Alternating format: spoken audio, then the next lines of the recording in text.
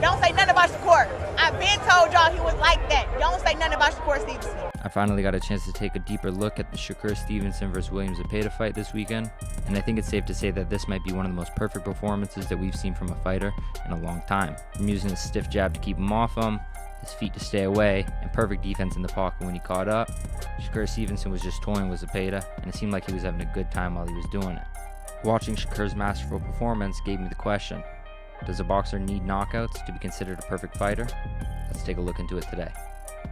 And I had to show y'all that I'm a dog too. Y'all keep saying that I'm a runner, I'm pillow-fisted, so I kind of stood there in the pocket and at times and let y'all know that I can get busy too. And that's exactly what he did. Shakur put on an absolute show, and something to look at for the boxing nerds.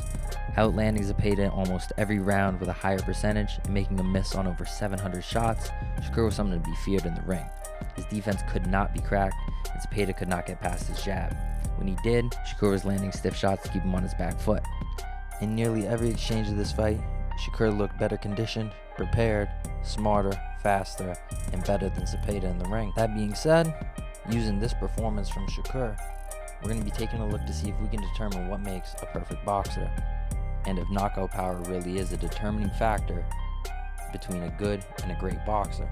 Now I know the elite of the elite boxers can't be summarized in just 5 categories, but here are some things that I picked out from the Shakur fight that I think every elite boxer needs to have and could put them in that GOAT category. We have ring IQ, punch accuracy, defense, adaptability, footwork, and spacing. His performance against Zepeda didn't just display his skill, it perfectly reflected his stat, topping out at the plus-minus with a 20.2 and a total connect percentage of 36.9. The opponent total punches landed per round nearly at the fewest with 7.1. Opponent's total connect percentage at the second fewest was 16.7. Power punch connection at 19.5%. Shakur tops the list, and it was no shortage versus Zepeda. They tried to give him the disadvantage with the smaller ring and the more aggressive fighter, but he adapted well, still was able to use his feet in a perfect Philly shell and lock down Zepeda. Although he didn't get the knockout, Shakur was out to prove he wasn't pillow-fisted in this fight, and I think he did just that. Granted, many if not most of his punches were well placed, not really sent out to be kill shots. They were stiff shots when they needed to be, and forced Zepeda to back up and reassess his entrance, which really caters to Shakur's style, because then you can kind of get an outlook and see how he's coming in, and it really makes it hard to attack him. It's not that Shakur doesn't have punching power, it's just that we rarely get to see it. In the Zepeda fight, like I said, we got to see some glimpses of it, but we really don't get to see that side of Shakur too much. And I almost understand it. The whole goal of boxing is to hit and not get hit, and Shakur has mastered that. His Philly shell was honestly impossible to break, and his catch and shoot was so quick they were firing back and hitting Zepeda before he could get his arm back to block. Shakur's defense was perfect, and it was built on technique.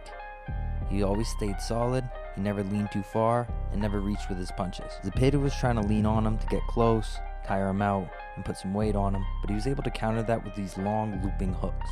When Zepeda's head's buried in his hands, he can't see these wide hooks coming for his ears. Shakur took advantage of that. The subtle changes to his punches and defense throughout the fight are great for the hardcore fan. But from a viewership standpoint, I do understand. It is an entertainment sport, and not everyone's looking to watch the sweet science when they're looking to see a fight. You boring, nigga. You boring. Everybody's seen it. We ain't the only ones who've seen it. You boring. The ultimate source of entertainment in boxing, the great equalizer in boxing, the knockout punch. It's the obvious draw to the sport, but is it the definitive marker of greatness? Or even a definitive marker of greatness? My problem with a lot of these critics is the same ones that cheer for the Wilders and the Mike Tysons and the knockout artists that we see are the same ones that boo the technical artists like Shakur and Floyd Mayweather that we've seen.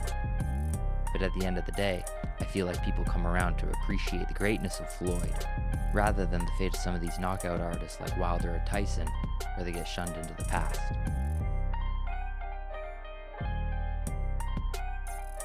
Now, with keeping legacy in mind, does that make efficiency the new power? Being able to manage the ring, manage your opponent's punches, speed, and output, the control versus the chaos that Shakur provides in the ring shows mastery at the highest level. While Shakur is poised and collected in the ring, other fighters have different styles. Teofimo here is extremely aggressive. The problem is it leaves his attack up for a lot of holes. he consistently leaves his hands down while he's throwing. So while he's landing these bombs, he leaves openings to get hit back. Firefight with his opponent. One of the most exciting form of boxing, but it's surgical, it's sterile, and it's precise. You can see it post-2012 with Floyd Mayweather. At the end of the Pretty Boy Floyd era, he realized his hands were a little bit brittle, same as Shakur Stevenson's. He catered his style towards not getting hit and controlling the tempo of the fight.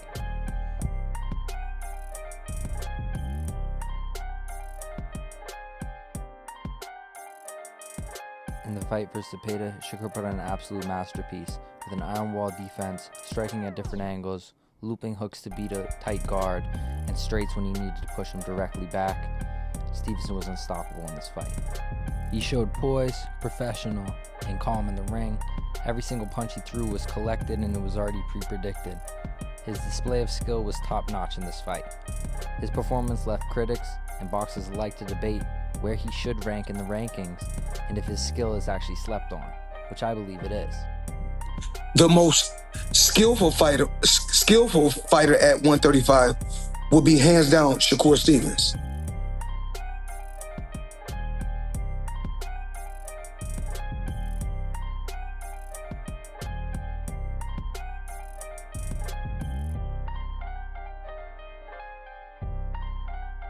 So then the simple question lies, if you never get hit, and you never lose a round, and you win every fight without taking any damage, isn't that the whole point of boxing?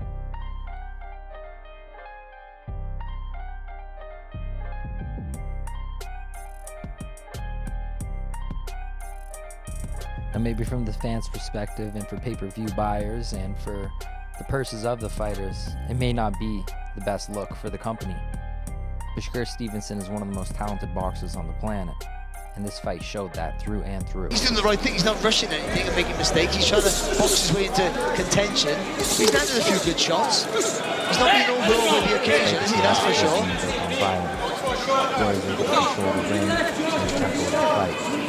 Stevenson, every time Stevenson commits to an attack, he has success. So that should tell him. Oh, again, good shot. He goes back, tries it, and the class Shakur Stevenson. Although they were big lands for Shakur Stevenson. We're only in the fourth round.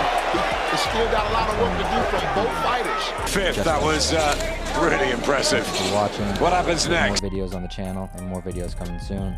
Like, comment, and subscribe for more. Thank you guys very much.